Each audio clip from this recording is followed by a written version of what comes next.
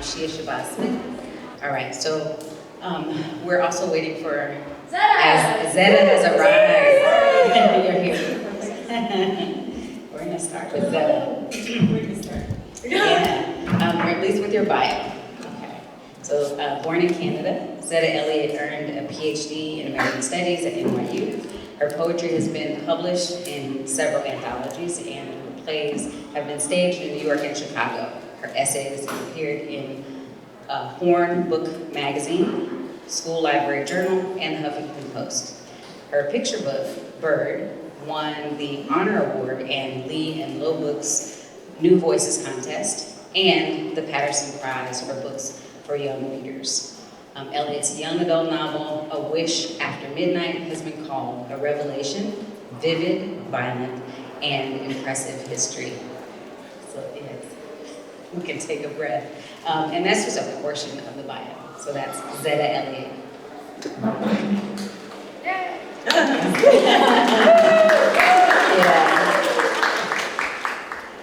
Maia is the author and illustrator of the award-winning and best-selling Genderqueer, a memoir, the most banned book in America in 2021 and 2022. It's so fascinating.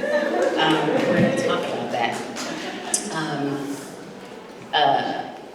Their work has been, featured in Time on NPR and the Washington Post, the New York Times, and many other outlets. That's Maia.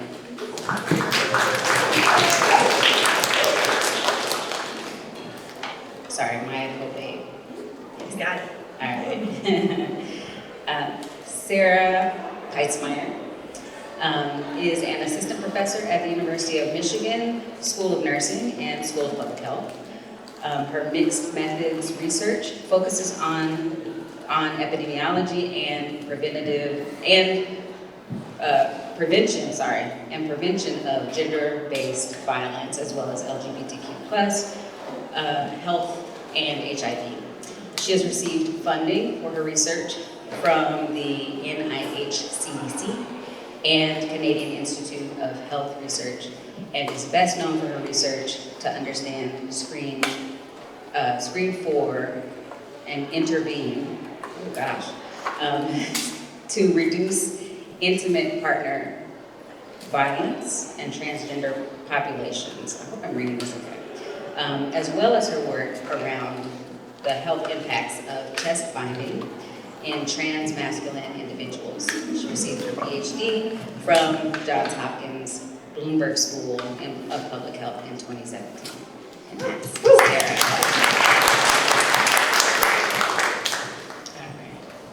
Seema. Seema Yasmin is an Emmy Award-winning journalist who was a finalist for the Pulitzer Prize. A public health physician, poet, professor, and author of 8 books. She studied medicine at the University of Cambridge before joining the U.S. government's Epidemic Intelligence Service as a disease detective. We're going to talk about that. Seema is director of Stanford Health Communication Initiative and a visiting assistant professor at UCLA. She is working on a second novel, and about the film that we just sort of talked about, which is about a Cambridge medical student turned spy. Right. So this is our panel. Welcome.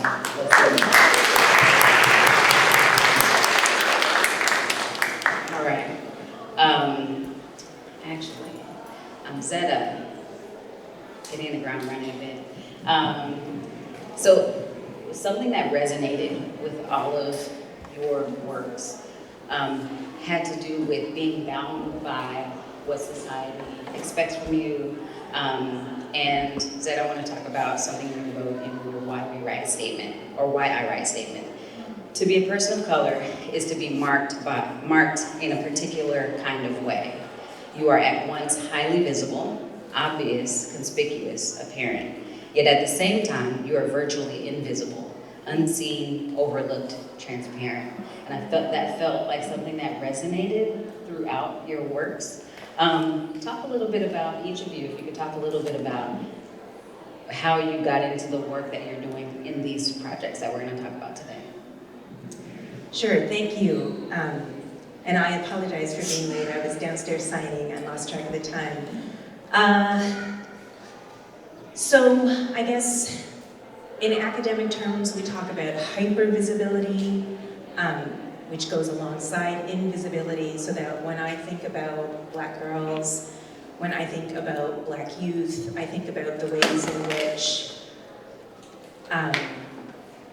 the sight of their bodies in particular evokes a range of emotions and ideas and perceptions and distortions.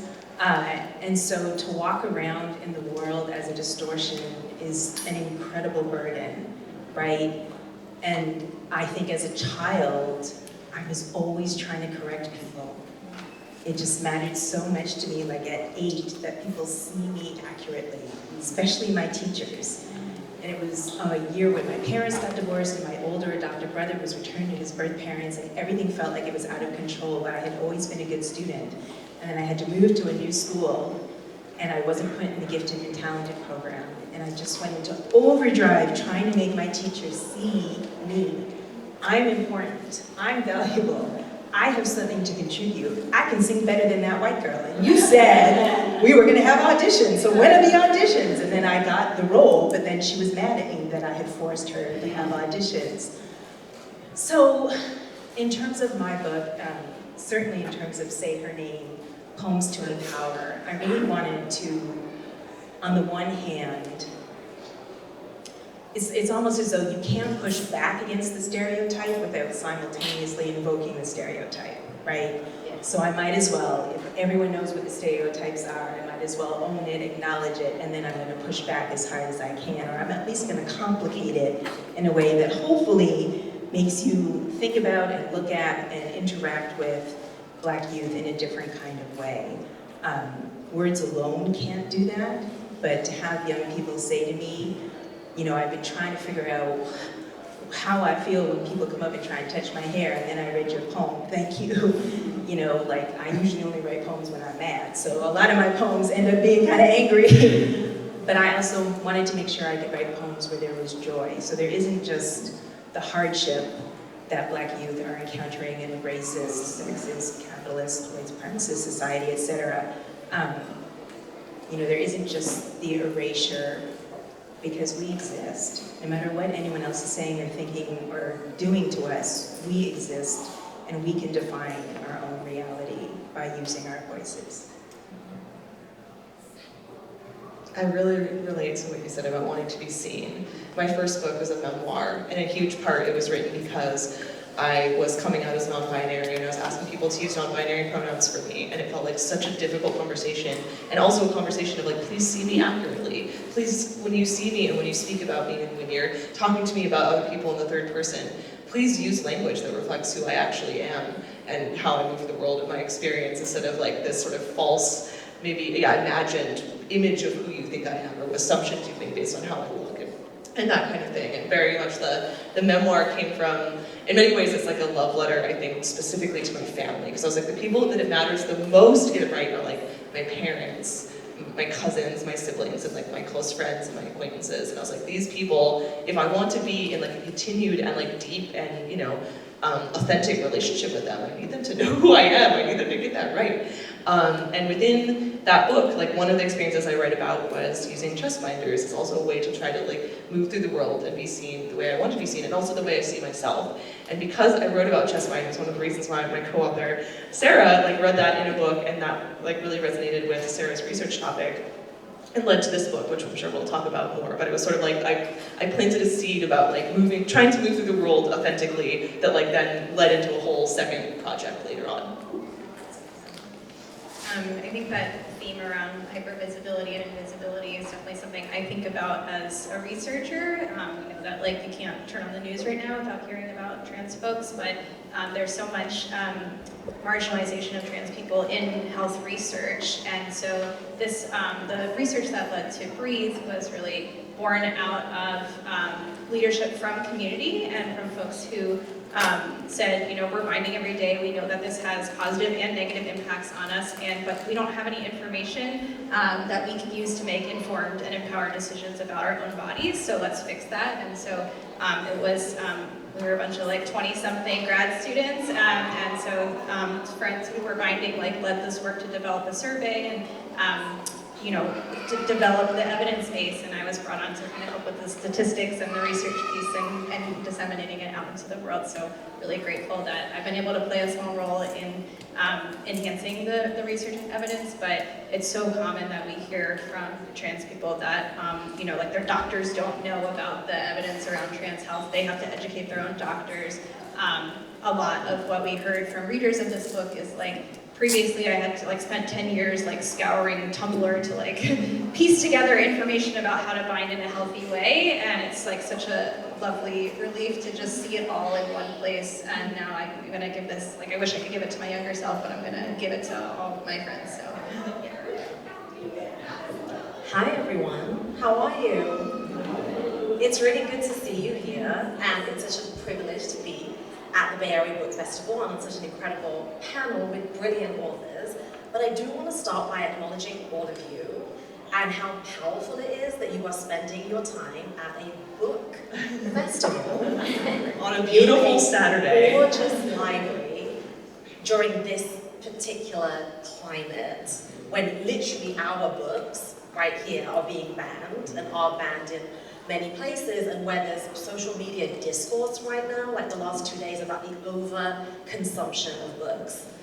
Just want to say, as a doctor, that is impossible. There's no such thing as the over-consumption of books. But thank you so much for being here, and thank you for being readers. I would hazard a guess that all of us are readers before we are ever authors. But what you said about hyper-surveillance, hyper-vigilance, really resonates with the themes of my novel. Just imagine that I am a very organized person. I'm holding my novel right now, like everyone else. That's a beautiful cover. It's very brightly colorful. It's kind of purple. There's two cute teens. Oh my god! I'm tragic. My mom always says, "Ask and ye shall receive." And as if from the book heavens, by a book god, yes. Thank you. I nearly cried when I saw this novel cover. The reason I nearly cried when I saw it is because this is a book published by Simon & Schuster about two teenage Muslim girls who fuck up a lot. And they're Muslim, they live in Dallas. Layla here wears a hijab, and Noor here is a queer Palestinian. And they are on the cover of a YA novel. And that is so powerful to me. And the fact that Simon & Schuster did expensive things like put gold foil on here speaks to more than just my love of gold. I'm European, I'm Indian. But also this novel has gorgeous artwork. And I know I just sound like I'm all about the aesthetics, but it's really significant here as well. The reason this is so significant is because this beautifully gold gilded, what looks like a taco truck, in the universe of Unbecoming is actually an undercover abortion. So I started writing this novel, thank you, in 2019. It's my first novel. I think I published maybe 5 books by then, but mostly non-fiction, very sciencey, very related to my research on misinformation and disinformation around vaccines and all of those things that are becoming illegal now, basically. But I started writing this novel, imagining a universe in 2019 in which abortion was banned in America and actually criminalized. And I imagined, what would that look like for 2 brown girls in Dallas, where I used to live, where I used to be a newspaper reporter? How would they try and fight for some semblance of agency over their bodies and their lives? Because we do, we fight. And when things get banned, they don't go away. They just become dangerous. They just become accessible to the privileged. So in the world of Unbecoming, Layla and Noor have to do a deep dive into the underground abortion network, which takes them to taco truck abortion clinics full of wild, rogue doctors, some of them trying to make money and some of them really trying to help pregnant people. And there's actually a line in here about surveillance in which Noor, the investigative, the journalist, is spying on a congresswoman who is anti-abortion. and no one wants to expose her. But the congresswoman is Muslim. And when Layla finds this out, she's like, you can't do surveillance on a Muslim woman? Don't you know Muslims are the most surveilled people in America? And she gets mad at Noor. But there's definitely this theme running through it of being hyper visible and therefore having to be hyper vigilant, but also being forced into invisibility. And what does it look like when two teenage girls navigate that with all the sass and the fights and the will and all the fuck ups in the world? It's a great plot. If you don't have these books, you should go get them immediately and have them signed.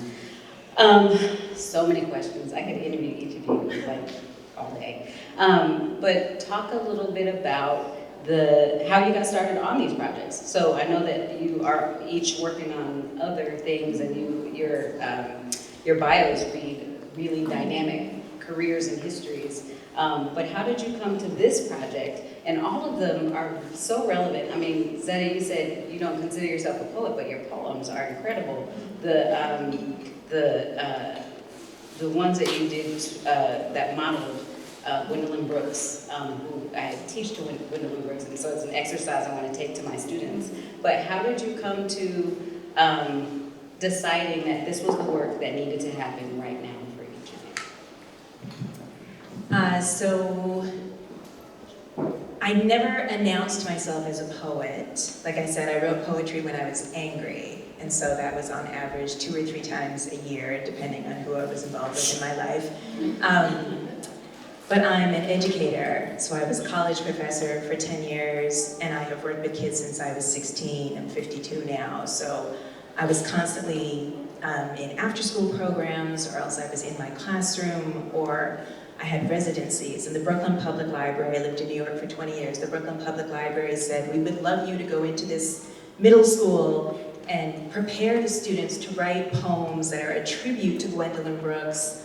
I think it was the anniversary of her 100th birthday, maybe, or it might have been. So they sent me into the school, and of course I showed up and was like, hey, Gwendolyn Brooks, what do you know about her? And they were like, who's Gwendolyn Brooks? And I was like, let me try another. Sonia Sanchez, Nikki Giovanni, Maya Angelou, and there was just like blank stares. And I thought, wow, okay, so my job, what I'm being paid to do is to teach them about Gwendolyn Brooks. And so did a brief biographical thing, and then I said, do you know what a mentor text is? And so in Say Her Name, I have 4 mentor texts, not including Gwendolyn Brooks because her estate wanted $2,000 for the reprint permission, and I only had $1,500 from my publisher, so that poem is not included, but almost everybody knows We Real Cool, right? And so I talked to them about how you can look at a poem and look at the format as an envelope.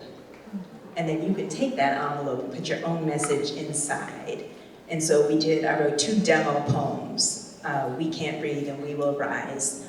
And the students were really excited about it. And then I moved on to Nikki Giovanni, one of my favorite poems of hers for Sandra. And we talked about that poem and how that could be an envelope you can put your message in. Mostly I was like extremely frustrated that I had maybe 4 sessions to introduce students to Black female poets, which is not sufficient. But then I was like, you know what, when I was in the 8th grade, I had never read a Black woman poet, right? We had to memorize, what's his name, John McCrae, and Flanders Field, and Robert Frost, and my vice principal said I had a bad attitude when I got pulled out of class to be in the poetry enrichment class, and I was like, I just don't want to read this terrible poetry. Like, now we see Amanda Gorman, and we see so many other visible, like, poets are alive, poets are of all genders, poets are of all colors, poets are people who live in your community, you are a poet. But generally, I often write things as examples for my students, and then it just snowballs from there. So once I had written a bunch of poems as examples for the class, I just kept going, and next thing I knew, I had, 50 poems. And I thought, ooh, that's a manuscript. That's getting book-shaped. And then my agent managed to find a publisher who said, oh, I think this should be illustrated, and it was a Black woman. So if we hadn't had that particular moment where she ultimately left the project and left the company, but we managed to get it out. So once you have a book of poems, then people assume you're a poet. So now I don't generally deny it, and I have self-published 3 other books, collections of poetry. And poetry still, I do still write it when I'm angry and upset, because poetry enables you to take a traumatic situation and express it in very few words. I can't always put together a coherent sentence when I'm extremely mad, but I can write a poem. And I hope that that's a tool that I'm offering to young people with this book. And to just communities, because the messaging of what you're writing is so important. Talk a little bit, as you take this question, Sarah, Maia, talk a little bit about why you all chose, Maia and Sarah actually, talk about why you chose the graphic novel format. I mean, because there's a lot of instructional and supportive, and I don't know, there were questions in there that I wanted to journal, like take them and, you know, because I don't think we do the physical and emotional self-care that is embedded in this book. Talk about why it's critical, and then also why you chose the format. You should start. So I've been doing research on chess binding for almost 10 years and had published many academic papers, and had been getting a lot of inquiries from the community. You know, they'd be like, I can see the title in abstract, but I need to pay like $200 if I want to read the article. But, you know, I'm a pediatrician of trans youth. I am a parent of a trans child. I am like trans teen myself, and I want to talk to my parents about binding and want to share this article with them. High school teachers who, you know, were concerned about their students, and so had like all these really great conversations.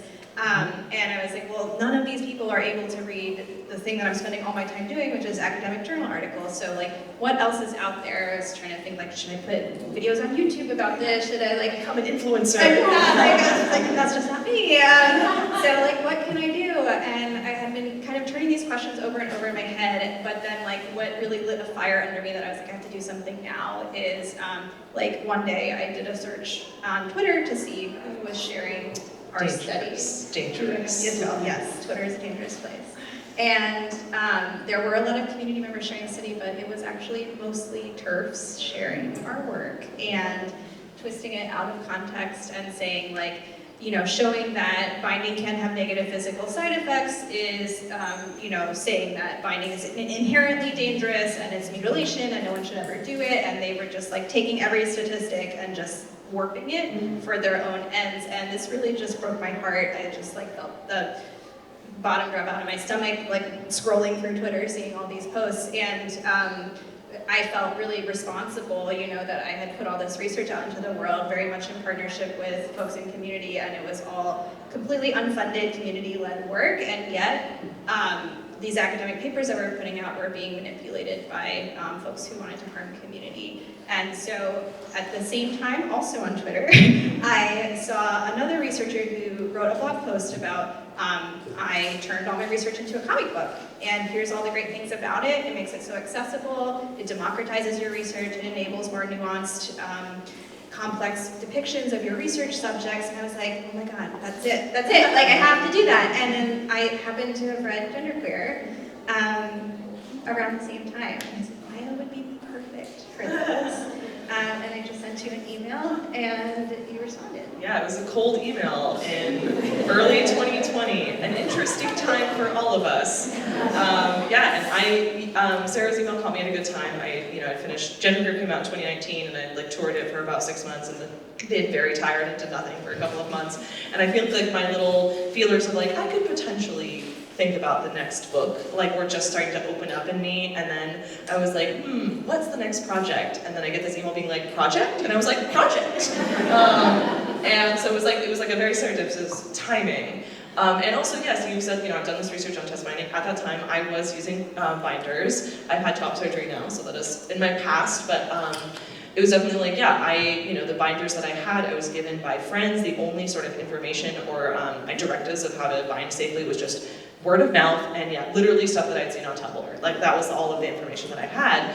And so when you reach out and say, like, I have this body of research, we've done surveys, we've done interviews, it's, all of this, and we'd love to, like, make this information more accessible. I was definitely like, that sounds great. I would love, that's information that affects, me, my friends, my community. And I would love to see what we can do with that. And then the first idea was we were just gonna make a zine. It was initially going to be like a single issue, maybe around 24 pages. We were even thinking we might just release it online for free. We were initially grant funded. We got like a $9,000 grant from the University of Michigan to sort of fund the first year of working on this project, and then it's just sort of grew and grew and grew and grew, and then we were running into the idea of like, how do we distribute this material? And I was like, you know what? You know who's good at distributing printed material? It's publishers. What if we actually just pitch this as a book? And we were very fortunate to have this picked up by Penguin Random House Young Readers, and because we were like, our whole goal of this was like, how do we get this in places that as many like teens and caretakers of teens and any trans people of any age who've been binding can access it. So we were like, keep the book small, keep it as inexpensive as possible, one color printing, so that the price could stay like under, like $12. And we're like, if we put it online, we have to then be like, I don't know, shouting about it on our Instagrams and social medias every single day for the rest of our lives. Or we can just go to the publisher who can put it in every Barnes & Noble in America. So that's sort of the route that we ended up taking, was like, it kind of went like zine, article, online, and then we went the traditional route of publishing. So. And what I liked about that is that your book is that it not only is for young people now who are exploring it, but there are older voices in there too that talk of their experiences, and it could very much be informative for people who didn't have that journey, and needed it. We actually first wrote it with just the first 3 characters, and we both looked at it and we're like, someone is missing. There's like another story that we need to tell, and add the older character at the end. Seema. So I was not planning on writing a novel, and I have to admit, my novelist friends, many of them were often quite sad or anxious or really angsty. I'm like, I don't want to do whatever's making you feel that way. But then there was a summer day in 2019, and I was sitting on the grass outside of Green Library on Stanford's campus, and I just read in 2019 a newspaper article about 2 pregnant people in Texas who, even though abortion wasn't technically illegal at that time in Texas, it might as well have been, and that's the point, right? And so it was so impossible for these 2 pregnant people to get access to safe abortion care, they basically weren't able to get to it. And so I'm just sitting on the grass under the sun and thinking about what that looks like, what that feels like, what that looks like for teenagers, because hundreds and thousands of teenagers get pregnant every year in this country, and yet how often are we exposed to stories about that? And from everything that we know about, like, not to get too medical, but like the neuroscience and the cognitive sciences of reading and what that does to your brain, how it rewires your brain, how it builds empathy, like all of you, because you read stories, are more empathic than people that don't. And I was thinking about the power of literature in that abortion narrative. And then I started thinking about a time I worked in an ED when there was a girl in a hijab, a teenage girl, the way that she was treated as if she couldn't be pregnant. Because if you had that hijab on your head, and I used to wear one when I was younger, that somehow meant you didn't get horny. And I said, what the hell was that? So that first scene in Unbecoming is about that. It's about Layla, the hijabi 17-year-old, who's really horny. And, like, people get horny at all ages. But it's certainly happening to 17-year-old girls, and there are consequences to that. And in the world that she lives in the world that Layla and Noor navigate, it's an America that's criminalized abortion.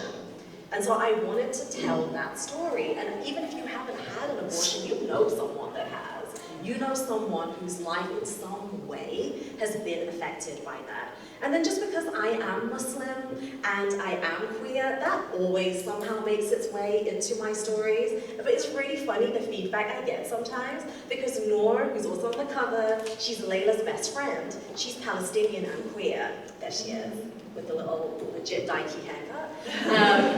And people have come up to me and been like, oh my God, this is the representation I was looking for. Noor, she's just, and it's funny how they say she's just queer. And I'm like, yeah, she just lives that life. There's no angsty storyline about her coming out.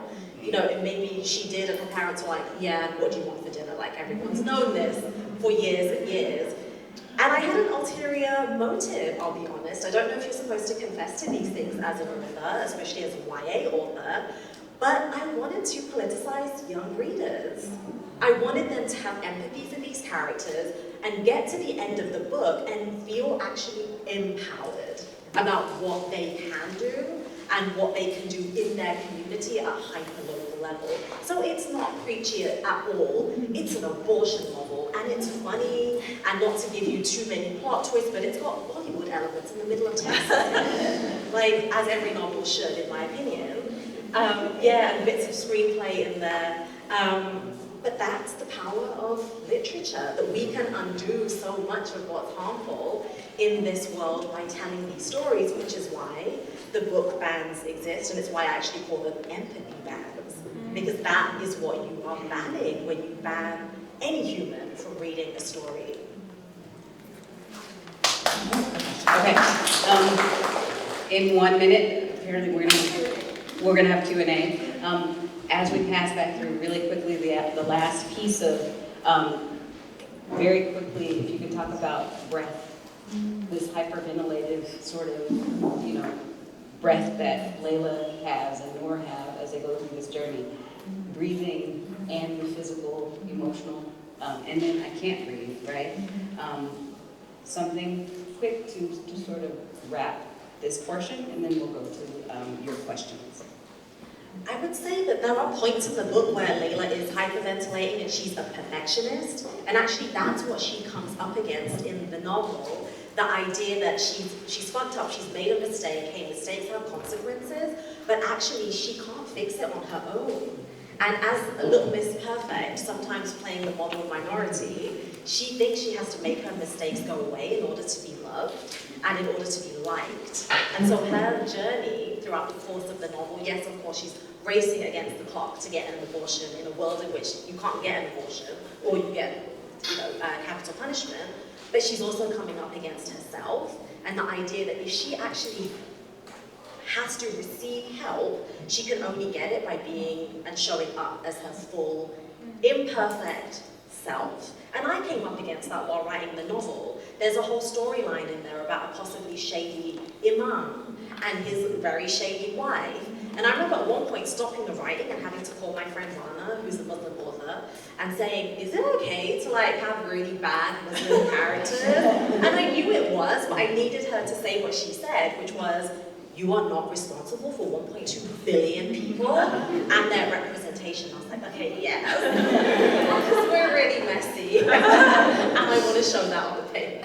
Well, as we all are, complicated, and Yes. life is complex, and I love that, how that comes through in your characters.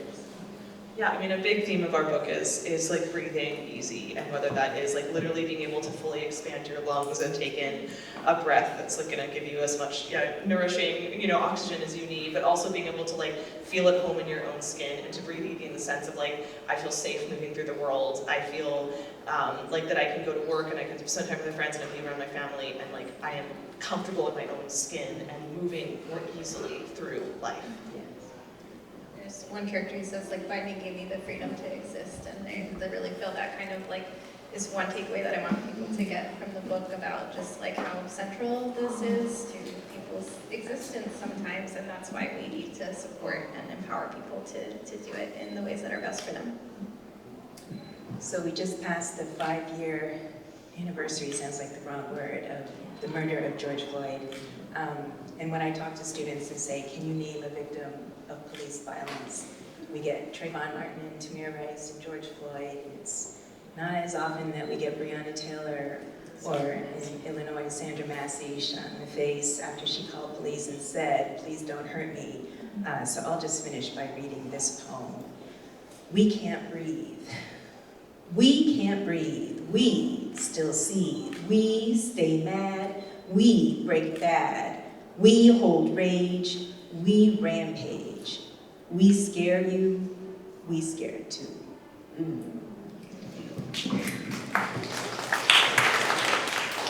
Incredible. If you have questions, you come to the mic. We will entertain your questions. Don't be shy.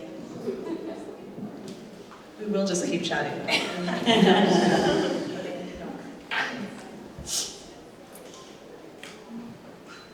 Hello, thank you all for such a wonderful panel. My question is for the Breathe authors. So this is a body of research that you turned into a graphic novel. I was wondering if you could speak a little bit to why it was so important to have creative sort of fictionalizing element alongside the nonfiction, rather than presenting it more as like a step-by-step instructional and resources. There's a lot of story that goes through it. Thank you. I know one thing Sarah's talked about is that, so an academic article is generally about like 3,000 words, and you only get to have like an opinion in like the abstract and maybe the conclusion, maybe like one sentence each. Okay, like 1, 2 sentences. Yeah.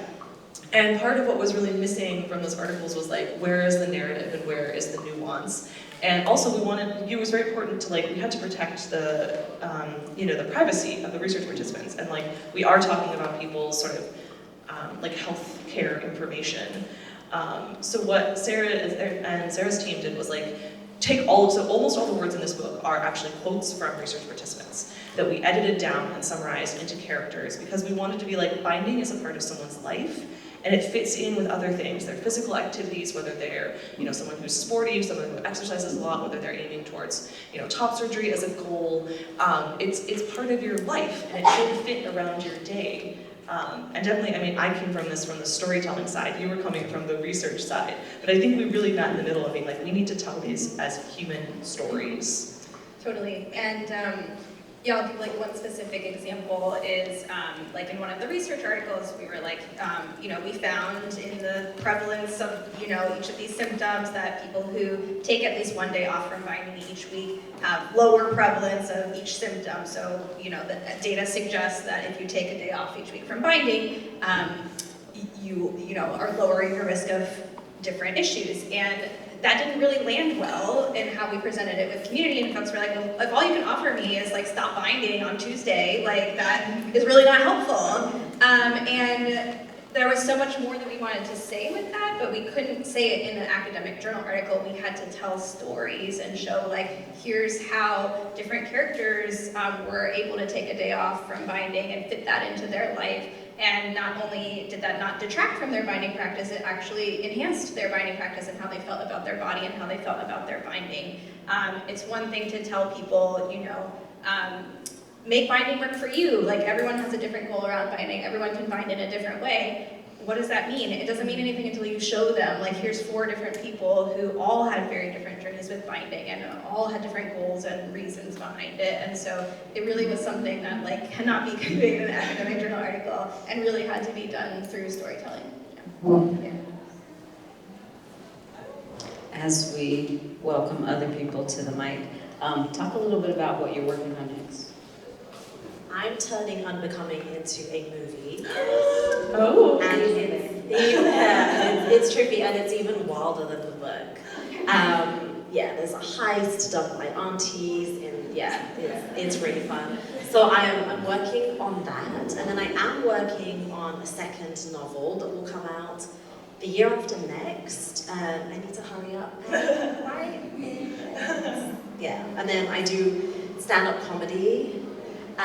Is my other thing, and clowning, if any of you are aware of clowning. So if you're in LA, keep an eye on my social media, because that's what I also work on, which is clowning. What is your social media? Oh, sorry, I was like, do I have to explain what clowning is? It's actually really hard to explain. You'd love to see it.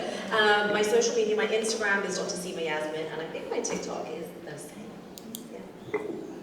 I also do a lot of work on intimate partner violence in trans communities, and one of the things we hear from survivors is, like, it took me a really long time to understand that my relationship was unhealthy because all the stories that I hear about domestic violence are really about, cisgender heterosexual women being abused by cisgender heterosexual men, and that was not my relationship. And so, when I hear that, I'm like, oh, we need more stories. So I'm just in the very beginning phases of thinking about how do we, again, kind of take words from our research participants and honor those words and figure out how to tell their story in a way that can, really, show people their own power and how they can, affirm their own safety in this world. Yeah.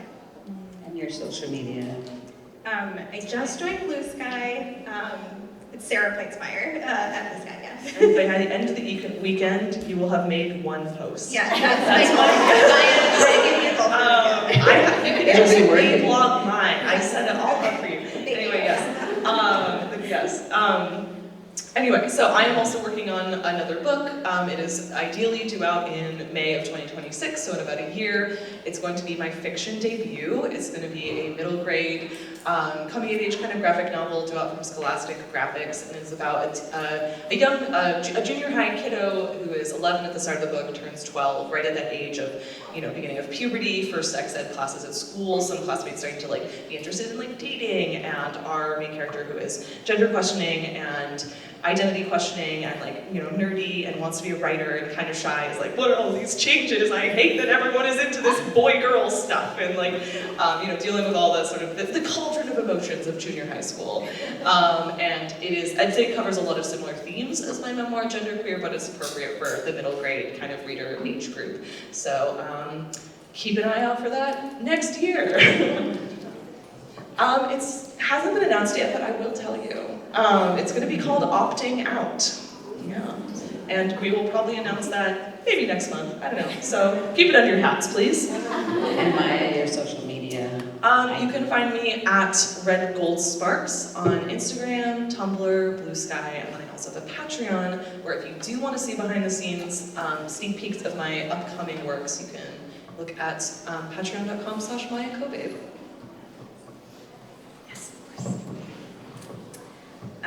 So the next book I have that's coming out is a picture book, A Song for Juneteenth, and that's illustrated by Noah Denman, who illustrated A Place Inside of Me. She won the Caldecott Honor Award in her debut picture book.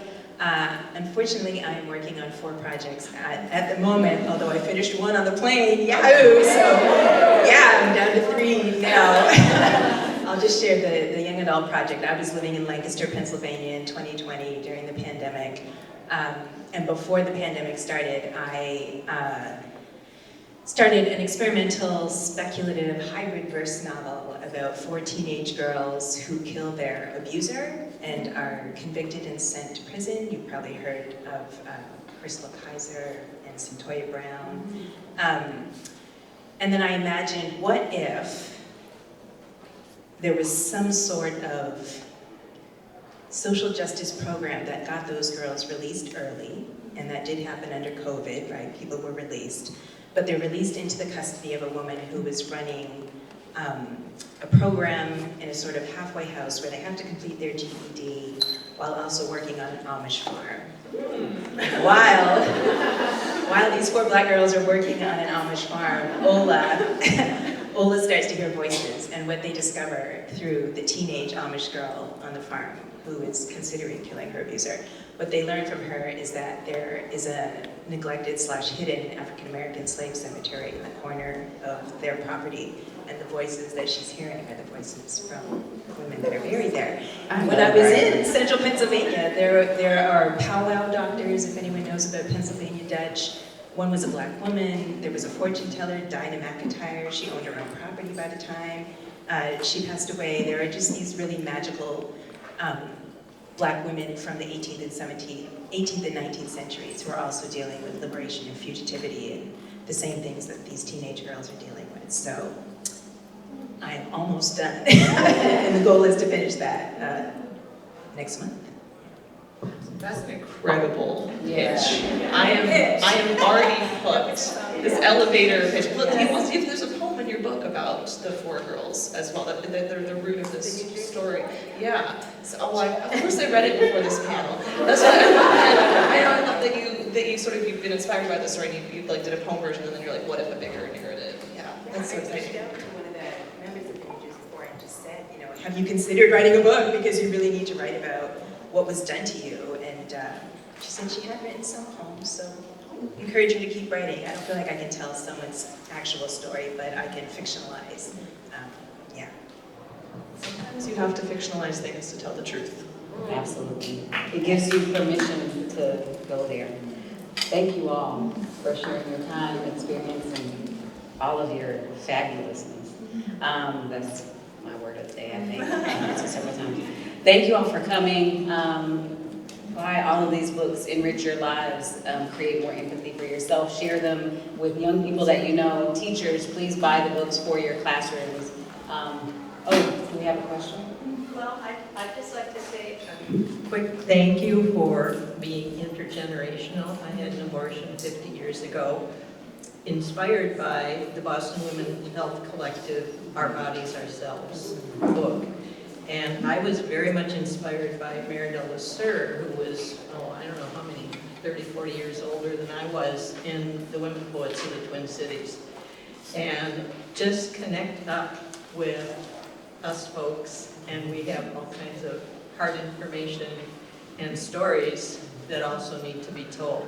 Yeah. And I did write a poem about the abortion that was very important to me and to the Women Poets of the Twin Cities. And it's just groundbreaking that we're encouraging each other to tell all of those stories in all of those ways. So thank you so much. Thank you for saying that. You're not giving too much away. Unbecoming is a very intergenerational story. There's a plot twist. And I need to know about all of these cool media things that you're doing. Worldwide! Also, go out and tell the truth. Zetta, in your book, you have a quote by if you don't tell the truth, they'll abuse you and say you loved it or something. Oh, Zora Neale Hurston. Zora Neale Hurston. Yeah. Yes. What is the quote? Do you remember? Oh my goodness. Okay, sorry. Jennifer's brain. No, it's the same. If you don't tell your story, they will lie and say you enjoyed it. Yes, something like They will that. kill you and lie and say you enjoyed it. Yes. So please go tell the truth, your truth, share the truth, and thank you for coming. Enjoy the festival.